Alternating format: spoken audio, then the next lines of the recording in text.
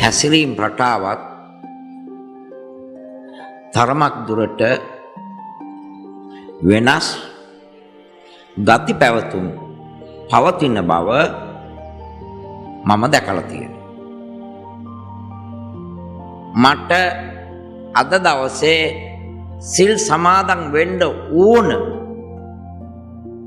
කියන අදිෂ්ඨානයේ ඇතුවද මේ සිල් සමාදන් වීම ගැන මේ උපාසිකාවන් සිතල බැලුවොත් ඊටම වැදගත්. අවුරුද්දකට පෝය 12ක් තියෙන. මේ පෝය 12ට සාර ධර්ම 12ක් ඉගෙන ගත්තොත් මම හිතනවා මේ උපාසිකාවන් මේ සමාජයේ ඉහළම මට්ටමක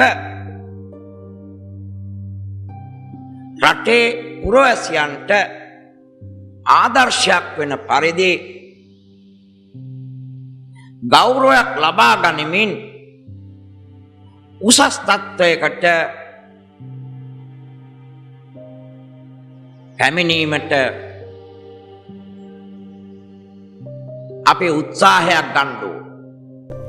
මානය තුරන් කිරීම සාර්ථක මිනිසෙකු තුළ අභිමානයට මිස මානයට ඉඩක් නැත.